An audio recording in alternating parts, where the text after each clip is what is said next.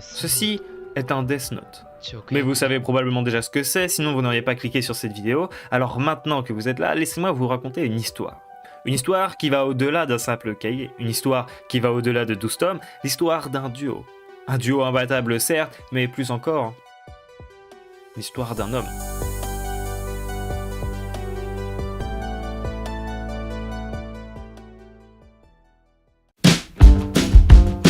Takeshi Obata, c'est notre protagoniste aujourd'hui, et Takeshi adore le dessin.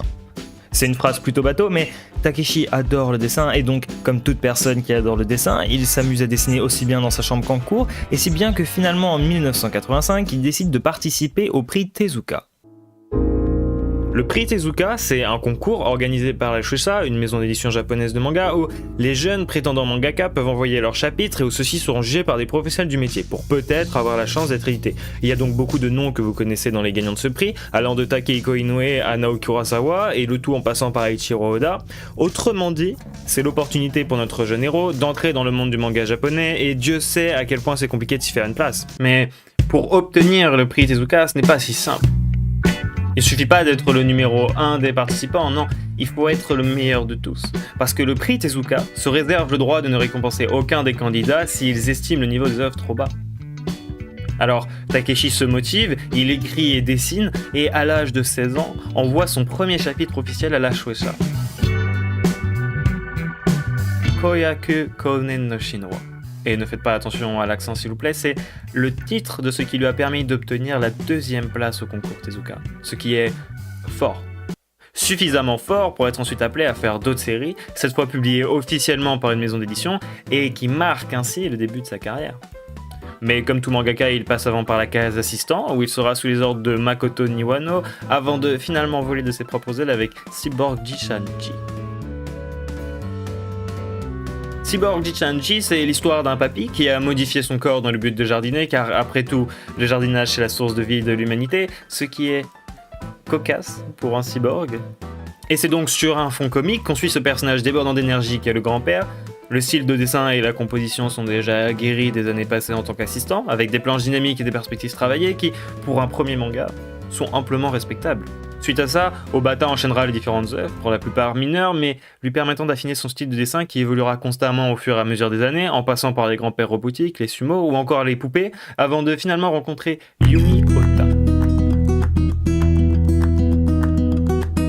Nous sommes dans les années 90 et une femme nommée Yumi Ota décide de s'initier au jeu de Go. Pour cela, elle paye des cours dans une école, sauf que plutôt que de payer pour apprendre le jeu de Go, elle a vite l'impression de payer pour se faire battre, et se dit alors tiens, ce serait sympa d'avoir un ange gardien avec moi qui me dicterait mes coups, me conseillerait sur ma stratégie et m'apprendrait à contrer mon adversaire. Et c'est de ce constat-là qu'est née l'œuvre que vous connaissez peut-être sous le nom de Hikaru no Go. Vous vous souvenez du prix Tezuka et de sa sélectivité ? Yumi a un problème. Elle ne sait pas dessiner. Alors, quand le Jump, le magazine numéro 1 de publication de manga au Japon, lance exceptionnellement une sélection de mangas sur des croquis brouillons et non sur des dessins terminés, Yumi saisit sa chance et bingo. L'histoire est appréciée par les éditeurs. Et quel est le lien avec notre héros, me direz-vous ? Je ne sais pas si je vous l'ai dit, mais Obata adore le dessin. Et ça tombe bien car Yumi, elle, ne sait pas dessiner. Alors, quand l'éditeur lui montre le travail de Obata, c'est directement le coup de cœur, et le début d'une belle alliance entre deux personnes au talent formidable. Le jeu de Go est connu. Le jeu de Go est connu en Asie, le jeu de Go est connu en Occident, il l'est en France où il y a déjà une fédération à l'époque, et il est suffisamment connu pour qu'il y ait des compétitions internationales de jeux de Go. Le problème étant que la communauté autour du Go est très faible, et surtout très vieille avec 80% des joueurs de l'époque qui ont plus de 60 ans.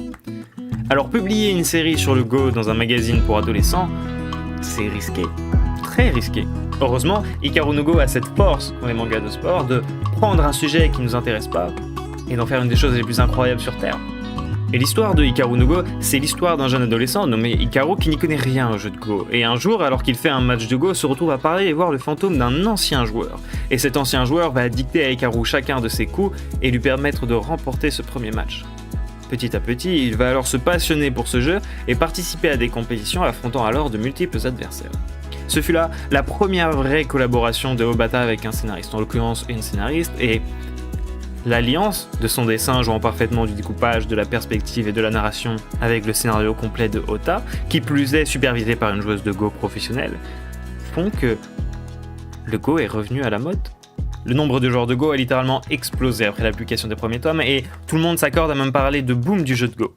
Fortement aidé bien sûr par l'apparition des serveurs en ligne permettant de jouer avec n'importe qui, mais s'il y a autant de jeunes qui décident de se mettre au Go, ce n'est pas parce que KGS est disponible sur tous les téléphones.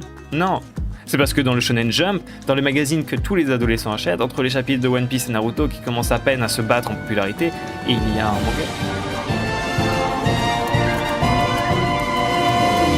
Un manga qui ne paye pas de mine, certes, mais qui est dans le magazine.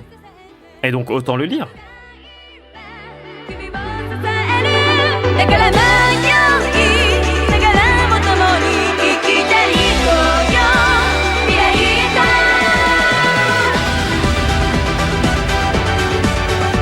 Et finalement, il se trouve que c'est un manga bien plus passionnant que ce qu'il laisse paraître.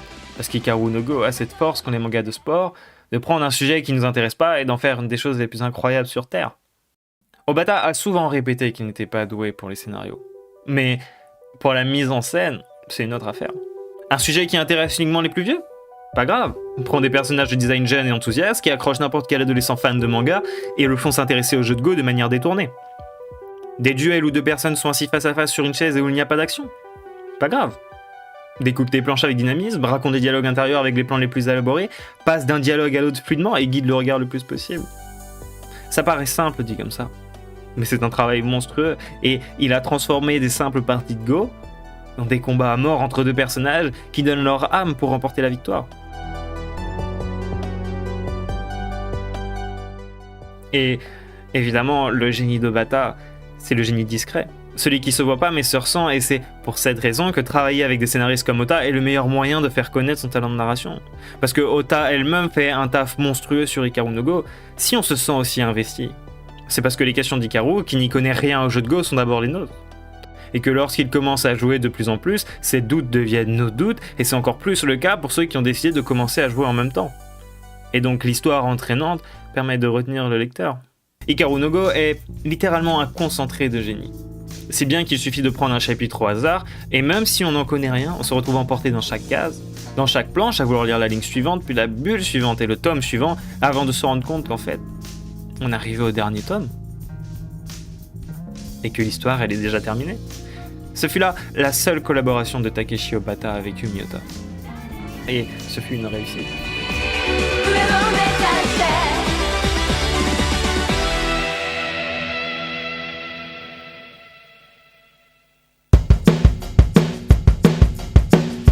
Connaissez-vous cette personne ? Il s'agit de Tsugumi Ohba, scénariste qui est considéré comme l'une des personnes les plus mystérieuses sur cette terre. On ne sait ni son visage, ni sa voix, ni même son sexe. Sur un site, on utilise parfois il, sur le suivant elle, et parfois sur le même site, les deux pronoms sont utilisés. Bien, ce qui est drôle avec Ohba, c'est qu'il est soupçonné d'être le pseudo secret de scénaristes déjà réputés comme Hiroshi Gamo ou encore Yuko Asami, qui sont sûrement des noms que vous ne connaissez pas, mais passons. Lorsque, arrivé à l'âge adulte, Tsugumi est rentré dans le monde du travail, il a immédiatement pris conscience d'une chose à laquelle il n'avait pas pensé jusqu'ici. Le travail, c'est chiant. Et écrire des histoires, c'est mieux. Alors il s'est décidé à réaliser ses idées et à proposer 2 scénarios. Scénarios parmi lesquels figurait probablement la raison pour laquelle vous avez cliqué sur cette vidéo.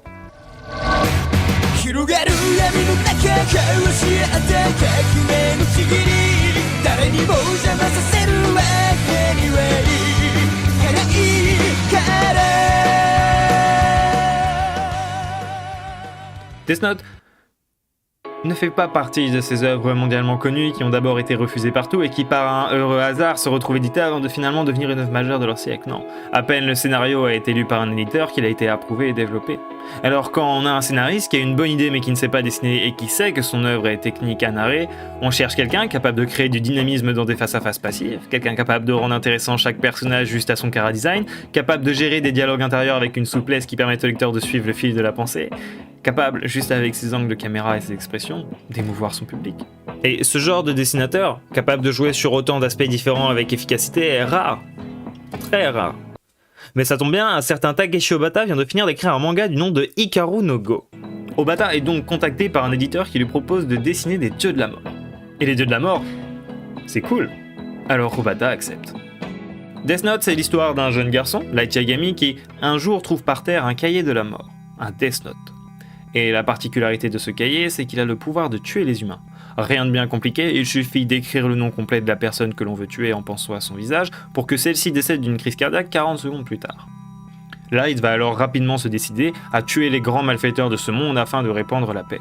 Si j'ai précisé que ce cahier tuait les humains, c'est parce qu'en réalité, ces cahiers appartiennent à des dieux de la mort, et en l'occurrence, celui-ci appartient à Ryuk. Ryuk, c'est un dieu de la mort qui s'ennuie et qui s'amuse à balancer son cahier dans le monde des humains pour observer comment ceux-ci s'en servent. Alors le jour où un jeune étudiant ramasse le cahier et en moins de 5 jours exécute plusieurs pages de condamnés, il sait, et le lecteur sait, qu'il va pas s'ennuyer. Et le lecteur sait qu'il ne va pas s'ennuyer quand il se rend compte que tout ce que je viens de dire se résume en 5 pages. Dans n'importe quel manga, il faut au moins 3 tomes avant d'apprendre quelque chose d'intéressant. Mais Death Note est différent. En un chapitre, on sait déjà que la mort par crise cardiaque d'autant de condamnés a éveillé les soupçons des forces de l'ordre et que Light va s'opposer au plus grand détective de ce monde, une personne mystérieuse nommée sobrement Elle, dont l'identité est inconnue de tous et qui bénéficie du soutien de tous les gouvernements. Et dès le deuxième chapitre, on apprend qu'une religion s'est déjà créée autour de l'aura émise par Light, qui est maintenant appelée le dieu Kira, et que le duel entre Light, ou plutôt Kira, et Elle a déjà commencé. Et je n'en dirai pas plus car je pense que vous avez compris la vitesse à laquelle se déroulent les événements et que je ne veux pas gâcher le plaisir à ceux qui n'auraient pas lieu de découvrir chacun des pièges tendus tour par chacun des deux adversaires.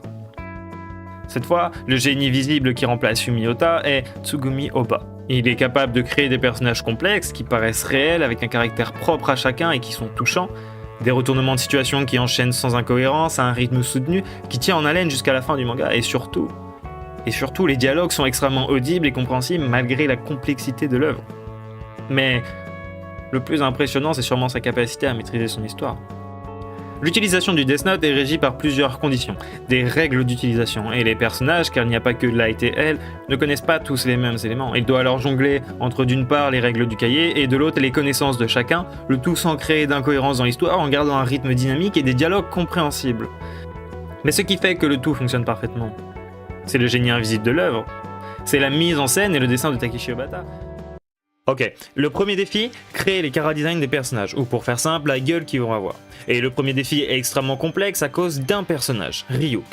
Ryuk est un dieu de la mort, donc forcément sa gueule sort de l'ordinaire, mais c'est pas le personnage principal de l'histoire.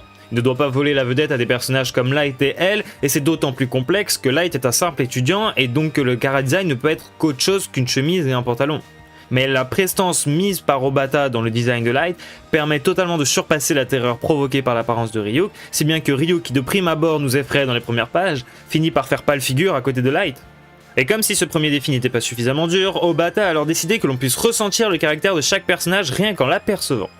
Rem apparaît alors directement comme quelqu'un de malin et vicieux, et à la tête de Jirasu on reconnaît tout de suite un air niais et peu futé, et cela peut paraître chose aisée, vous avez envie de me dire. Après tout, Luffy apparaît directement comme un personnage enjoué, Toby comme un méchant un peu taré, de même pour Deidara, Léolio quant à lui a l'apparence d'un gars sérieux de confiance, mais ce sont là des caractéristiques vagues, et Obata ne se limite pas à ça.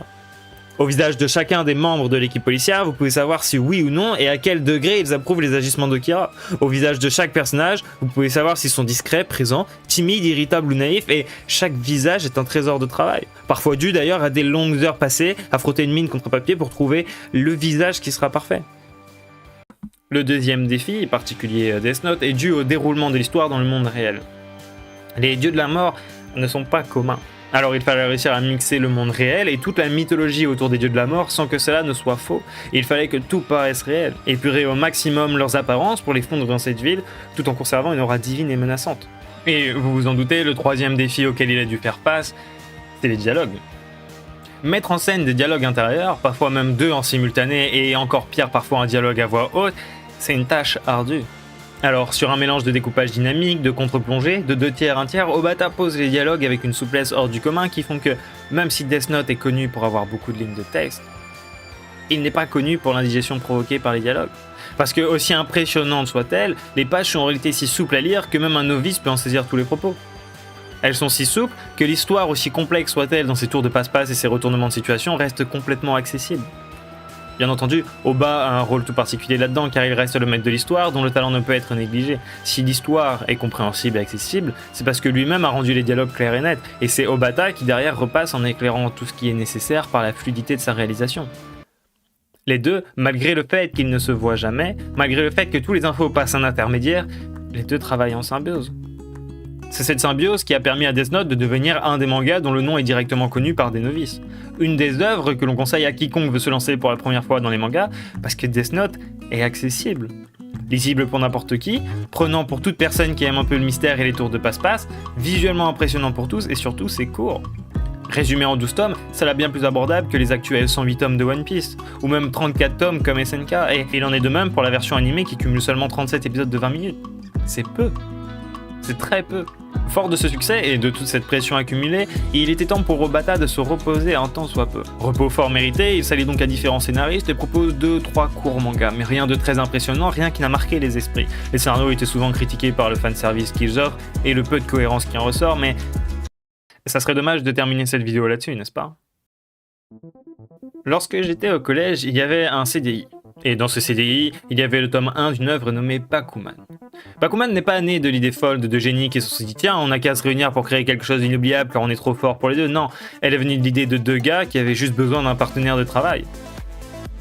Cela car l'un d'entre eux ne savait pas dessiner et que l'autre a vite compris qu'il était meilleur en mise en scène qu'en scénario. Et ces deux personnes sont Takeshi Obata et Tsugumi Ohba. L'œuvre qui leur vient alors en tête de raconter une histoire. L'histoire de jeunes adolescents qui se motivent un jour à écrire un manga et à percer dans ce monde inaccessible qui est celui du manga japonais. Et écrire une telle œuvre, c'est sûrement le défi le plus absurde qu'on puisse se lancer d'un mangaka. Écrire un manga qui parle du quotidien de gens assis derrière leur bureau et essayer de rendre ça intéressant aux yeux de personnes qui n'y ont jamais prêté attention, c'est risqué. Et ça tombe bien, car écrire un manga, c'est sportif. Et Bakuman a cette force qu'ont les mangas de sport, de prendre un sujet qui ne nous intéresse pas et d'en faire une des choses les plus incroyables sur cette terre. C'est la deuxième fois que Obata dessine un manga de sport. Et la troisième fois qu'il dessine un manga où l'action n'est pas dans le mouvement mais l'histoire. Autrement dit, avec des techniques rodées comme les siennes, cela ne pose pas grand problème. Pour Ohba, à l'inverse, c'est une autre paire de manches. Il doit passer d'une œuvre comme Death Note au caractère assez sombre, qui est un mélange de suspense, de terreur et d'intelligence, avec des propos sur la religion, la mort et la justice, à un manga juste de jeunes adolescents insouciants qui veulent simplement réaliser leurs rêves. Et étonnamment, c'est réussi. C'est surprenant de voir à quel point la symbiose entre ces deux-là est capable de grandes choses. Ils ont réussi à prendre un sujet auquel 0,01% de la population mondiale s'intéressait, et ils en ont fait une réussite à une échelle grandiose. Et c'est surprenant qu'un manga sur un travail japonais ait pu marcher dans les autres pays, encore plus à une époque où c'était une honte de lire des mangas et où certains piliers se battaient pour partager leur passion tandis que d'autres se moquaient. Mais si Bakuman a explosé et battu des records auxquels personne ne s'attendait pour un manga de son genre, ce n'est pas par hasard. Ce n'est pas parce que le club Dorothée avait essayé d'intégrer le manga des années auparavant, non. Si Bakuman a explosé les attentes, c'est grâce au travail de deux acharnés.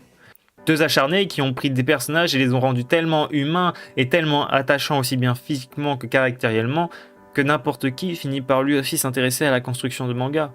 Je l'ai répété déjà pas mal de fois, mais Obata est le génie invisible du manga, et c'est encore vrai pour Bakuman, mais étonnamment, il devient moins invisible qu'avant. Si le manga transpire de l'émotion du passionné et de la réalité, c'est parce que Obata sait de quoi il parle. Et même s'il est fatigant de dessiner son propre job à longueur de journée et de se rappeler continuellement qu'on est enfermé dans un bureau et pas en train de se battre contre des ninjas qui se balancent des planètes ou des pirates qui se disputent un trésor mystérieux, il n'y a rien de plus gratifiant que de montrer au monde que le travail que l'on fournit dans le secret depuis des années est excessivement sous-estimé.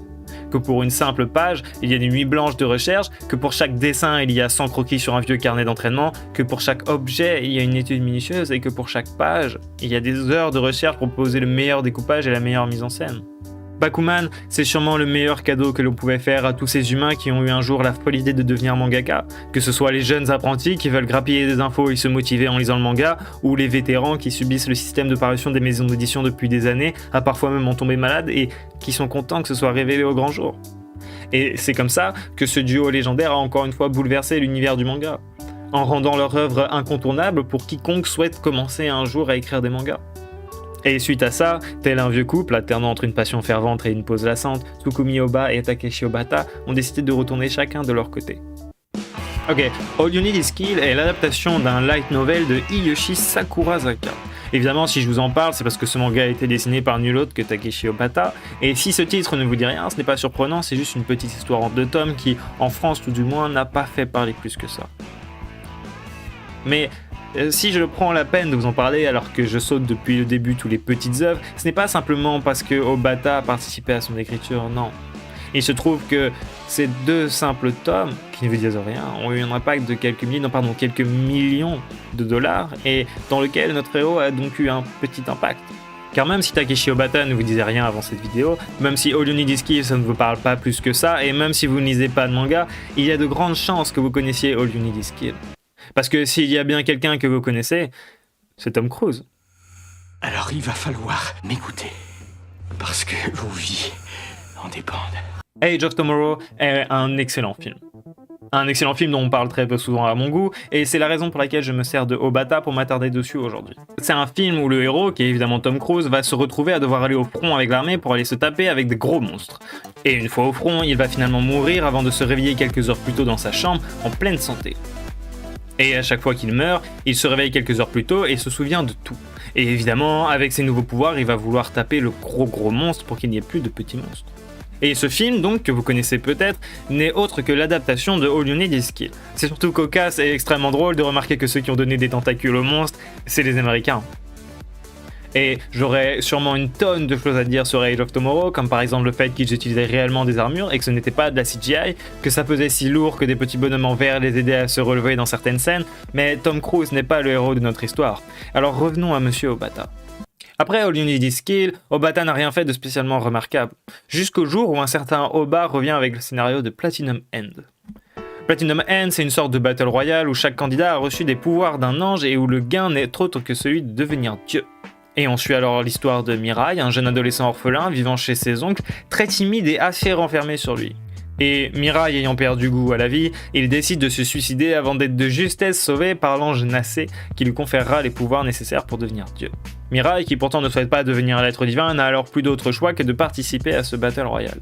On remarque assez vite que Platinum End peut se voir comme un parallélisme de Death Note. Light est un personnage assez extraverti qui s'est servi de son pouvoir au maximum, et à l'inverse, Mirai est un adolescent timide qui rechigne à utiliser ses pouvoirs. L'un est accompagné d'un démon de la mort et l'autre d'un ange divin. Et Platinum End est une œuvre agréable à lire qui possède d'énormes qualités. Le scénario est complexe, il laisse à réfléchir et les dessins sont toujours d'une qualité hors norme. En fait, Platinum End a tout pour être un excellent manga. Il lui a seulement manqué ce petit vent de fraîcheur auquel s'attendait le public après Death Note et après Bakuman. Mais cette œuvre prouve malgré tout encore une fois que la symbiose de ce duo que représentent Takeshi Obata et Tsugumi Oba est magnifique. Sans même se voir, sans même échanger face à face, juste par l'intermédiaire d'un manager, il suffit que Oba trouve un scénario pour que Obata puisse parfaitement le mettre en œuvre. Ils ont réussi à passionner des millions de gens pour la même histoire, à écrire le plus bel hommage possible au mangaka, à réunir les gens autour d'eux et à créer une véritable communauté. Mais surtout, ils ont réussi à créer une légende.